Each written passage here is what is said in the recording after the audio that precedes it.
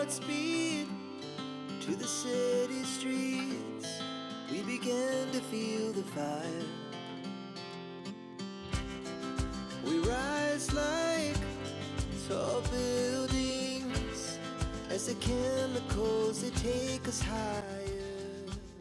Hello everyone, welcome back to my channel Shrimati స్వప్నరాజ్.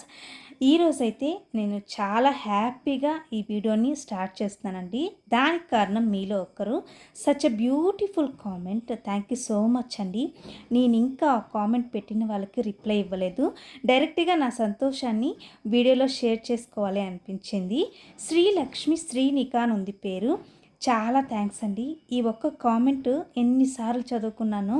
ఇలాంటి comments వల్ల చేసే వాళ్ళకి బూస్టింగ్ అనేది ఉంటుంది. ఒక మనిషి పనితీరుని రికగ్నైజ్ చేయడము, అది బాగుంది అని చెప్పడము ఎదుటి వ్యక్తికి ఉండే గొప్ప లక్షణము. అది అందరికీ ఉండదు. మీ కామెంట్ వల్ల నేనైతే చాలా హ్యాపీగా ఉన్నాను. ప్లీజ్ అందరికీ ఒక వినతి, నిజంగా మీకు వీడియో నచ్చితే ఒక చిన్న కామెంట్ చేయండి. నచ్చని విషయాలున్నా షేర్ చేసుకోండి. నేను అవి ఇంప్రూవ్ చేసుకోవడానికి ట్రై చేస్తాను. చెప్తేనే కదండి ఎవరికైనా నచ్చిందా లేదా అని తెలుస్తుంది. ఈరోజు వీడియోలో మరో హెల్తీ లంచ్ బాక్స్ రెసిపీ ఏంటో చూద్దామా. నాన్ వెజ్ తిని తిని బోర్ కొట్టిన వాళ్ళకి ఈ రెసిపీ ట్రై చేయండి. సూపర్గా టేస్టీగా ఉంటుంది. సింపుల్గా టేస్టీగా చేసుకోవచ్చు. ఈ రెసిపీ కూడా పన్నీర్ పలావ్. ఇక్కడ నేను 1.5 గ్లాస్ బియ్యం తీసుకున్నాను. బియ్యాన్ని 2-3 సార్లు కడిగి ఒక అరగంట సేపు నానబెట్టుకోవాలి. ఇక్కడ నేను కడాయి పెట్టి కొద్దిగా నెయ్యి, కొద్దిగా ఆయిల్ వేసుకోవాలి. పలావ్ కావాల్సిన ఈ గరం మసాలా దినుసులు ఉంటాయి కదా, అవి ఒక్కొక్కటి ఆయిల్లో వేసుకుందాము. బిర్యానీ ఆకు 2, లవంగాలు, దాల్చిన చెక్క, స్టారు, మరాఠీ ముగ్గ, ఇలాచి 3, జీలకర్ర. మీకు ఇష్టమైతే ఈ స్టేజ్లోనే జీడిపప్పు వేసుకోండి. వీటిని ఆయిల్లో ఫ్రై చేసుకుందాము. గరం మసాలా దినుసులు ఫ్రై అయిన తర్వాత ముందుగా కట్ చేసి పెట్టుకున్న పన్నీర్ వేసుకోవాలి. కొద్దిగా కలర్ చేంజ్ అవ్వాలి. ఈ విధంగా బ్రౌన్ కలర్లోకి వచ్చిన తర్వాత పన్నీర్ ముక్కలు మాత్రం తీసి పక్కన పెట్టుకోవాలి. అదే నూనెలో ఉల్లిపాయలు వేసి ఫ్రై చేసుకోవాలి. దీంట్లో అల్లం వెల్లుల్లి పేస్ట్ వేసుకోవాలి. ఒక 1.5 టీ స్పూన్ వరకు అల్లం వెల్లుల్లి పేస్ట్ వేసి బాగా కలిపి పచ్చివాసన పోయే వరకు వేయించుకోవాలి.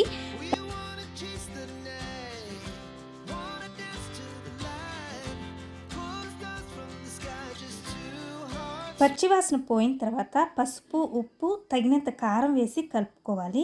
దీంట్లో ఉండే ఆయిల్ పైకి తేలడానికి కొద్దిగా వాటర్ యాడ్ చేసుకుంటున్నాను. 2 స్పూన్ల నీళ్ళు యాడ్ చేసుకుంటే సరిపోతుంది. బాగా కలుపుకొని ఈ విధంగా నూనె పైకి వచ్చిన తర్వాత టమాటా వేసుకుందాము. మీడియం సైజు 2 టమాటాలు సరిపోతాయి. ఈ టమాటాలు కొద్దిగా వేగిన తర్వాత బఠానీ యాడ్ చేసుకొని ఒకసారి బాగా కలుపుకోవాలి. ఒక 1 మినిట్ అలాగే వదిలేయండి. మసాలాలు బాగా ఫ్రై అయిన తర్వాత నానబెట్టుకున్న బియ్యాన్ని వేసుకుందాము.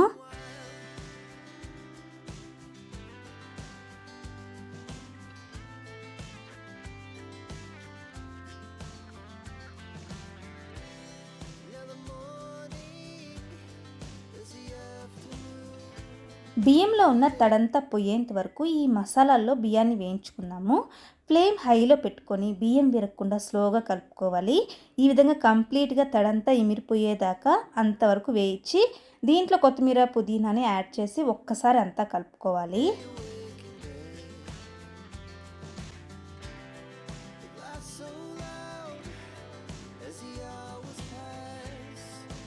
ఇప్పుడు వాటర్ యాడ్ చేసుకుందాము. 1 గ్లాస్ బియ్యానికి 2 గ్లాసులు నీళ్లు పోసుకోవాలి.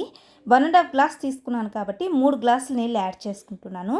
ఇప్పుడు దీంట్లో ముందుగా వేయించుకున్న పన్నీర్ని యాడ్ చేసుకోవాలి.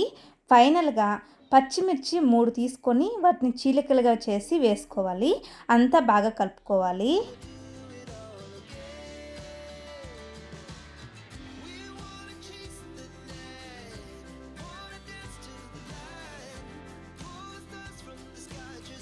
నీళ్ళు పోసిన తర్వాత పలావ్కి ఎంత ఉప్పు కావాలో ఈ స్టేజ్లోనే చెక్ చేసుకొని సరిపోకపోతే ఈ స్టేజ్లో వేసుకుంటే సరిపోతుంది. ఇప్పుడు అసలు కలపకుండా మూత పెట్టి ఒక 10 నిమిషాలు అలాగే వదిలేయండి.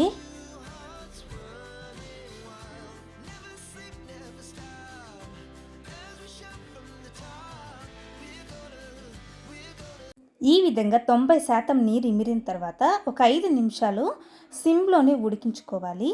హెల్తీగా పన్నీర్ పలావ్ అయితే రెడీ అయిపోయింది. వెంటనే కలబెట్టకుండా ఒక 10 నిమిషాలు స్టవ్ ఆఫ్ చేసి అలానే దమ్ వదిలేయండి. సూపర్గా వస్తుంది.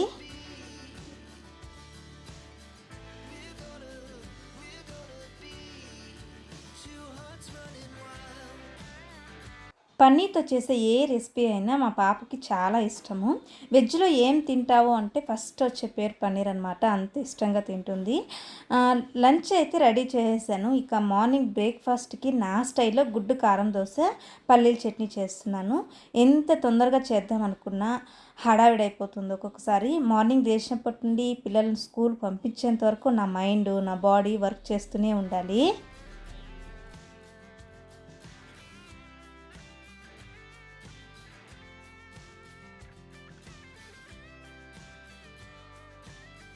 మామూలుగా నేను ఇంట్లో కారం చట్నీ చేసుకోకపోతే ఇలా ఎగ్ దోస వేసుకుంటాను. ఈ టేస్ట్ కూడా చాలా బాగుంటుంది. ఏమీ లేదు, ఒక బౌల్లో మిరప్పొడి, సాల్ట్ వేసుకుని దాంట్లో కొద్దిగా నీళ్ళు పోసి కలిపి పెట్టుకుంటాను. దోస పైన ఎగ్ పోసుకున్న తర్వాత ఈ కారాన్ని అప్లై చేసుకుంటే సూపర్గా ఉంటుంది ఎగ్ దోస. ఒకసారి ఈ విధంగా ట్రై చేయండి. మీలో ఎవరైనా ఇలా చేస్తుంటే నాకు కామెంట్ చేయండి. డిఫరెంట్ టేస్ట్ ఉంటుంది. కారం ఎక్కువగా తినేవాళ్ళు ఈ మెథడ్ ఫాలో అవ్వండి. ప్రతిసారి కారం చట్నీ చేసుకునే దానికంటే ఈ మెథడ్ చాలా ఈజీ కాబట్టి టైం లేనప్పుడు డిఫరెంట్ టేస్ట్గా తినాలి అనుకున్నప్పుడు ఒకసారి ఈ మెథడ్లో ట్రై చేయండి.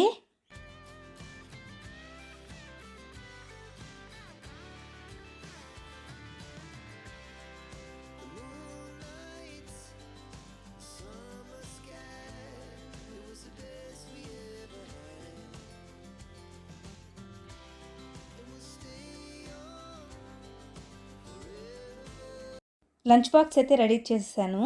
మార్నింగ్ టిఫిన్కి ఎగ్ దోశ చట్నీ, అలాగే మధ్యాహ్నం లంచ్కి ఈ పన్నీర్ పలావు, పెరుగు పచ్చడి అంతా ఓకే. కానీ పాపకు మాత్రం ఖచ్చితంగా ఇలాంటి రైస్ రెసిపీస్ చేసినప్పుడు ఈ పెరుగు పచ్చడే ఉండాల్సిందనమాట. ఏమో తెలీదు, రైతా చేశాను అంటే సాటిస్ఫాక్షన్గా ఉంటుంది, లేదంటే చేయలేదమ్మా, చేసుంటే ఏమమ్మా అని ఆ ఫేస్లోనే తన ఫీలింగ్స్ అన్నీ చూపించేస్తుంది. నా కొడుకు డెడ్ ఆపోజిట్ మెంటాలిటీ అనమాట. నాకు అదే అనుకుంటాను నేను ఒక్కొక్కసారి, ఒకే కడుపులో పుట్టిన ఆలోచన విధానం వేరుగా ఉంటుంది అంటే ఇదేనేమో అని. వీళ్ళిద్దరు కూడా డెడ్ ఆపోజిట్ మెంటాలిటీ అనమాట. నా కొడుకు చాలా అడ్జస్ట్ అయ్యే మెంటాలిటీ, పాప అలా కాదు. ఇలా ముందుగా ప్లాన్ చేసుకుని హెల్తీగా లంచ్ బాక్స్ చేస్తే ఆ రోజు నిజంగానే చాలా తృప్తిగా ఉంటుంది. పిల్లలకు మంచిగా బాక్స్ చేయించాము అని. ఒక్కొక్క రోజు నేను కూడా ప్లాన్ లేనప్పుడు, నాకు హెల్త్ బాగాలేనప్పుడు ఏదో ఒకటి సింపుల్గా చేసి ఇచ్చేస్తాను. కానీ ఒక తల్లిగా అయ్యో ఈరోజు ఇది పంపించామే, పిల్లలు తిన్నారో లేదో అని మనసులో మైండ్లో రన్ అవుతూనే ఉంటుంది ఆ విషయమే. పిల్లలు మాత్రం నేను ఏం పెట్టినా తినకుండా రారు, అన్నీ వాళ్ళకి అలవాటు చేశాను అనమాట. వాళ్ళకి చెప్పాను కూడా, ప్రతిరోజు ఒకలాగే ఉండదు. బిర్యానీ ఉన్నప్పుడు ఎంత ఇష్టంగా తింటామో పెరుగన్నం కూడా అంతే ఇష్టంగా తినాలి. టీవీలో, మొబైల్లో చూస్తూనే ఉంటారు కదా ఈ కాలం పిల్లలు. తినేదానికి తిండి లేక ఎంతోమంది పిల్లలని చూపిస్తూ ఉంటారు కదా, వాటిని చూపించి వాళ్ళని వీఆర్ సో బెటర్ నాన్న, మనకి 3 పూట్ల మనం కడుపు నిండా తినగలుగుతున్నాము, ఎంతోమంది ఇది లేక కూడా చాలా బాధపడుతున్నారు అని వాళ్ళకి చూపించేదాన్ని. అందుకేనేమో ఎప్పుడు తినకుండా రారు. అది పెట్టేస్తేనే తింటాము అని మారాము ఎప్పుడు చేయరనమాట. అప్పుడప్పుడు పాప మాత్రం అంటూ ఉంటుంది, చిన్నపిల్ల కాబట్టి ఇంకా నాకొద్దు అది ఇది అనేసి. మళ్ళీ కొంచెం నేను సీరియస్గా చూసేసరికి సర్లే అమ్మ తినేస్తాను అంటుంది. Okay friends, that's all today's video యూస్ఫుల్గా ఉంది అనుకుంటే ఒక లైక్ కొట్టి సబ్స్క్రైబ్ చేసుకోండి.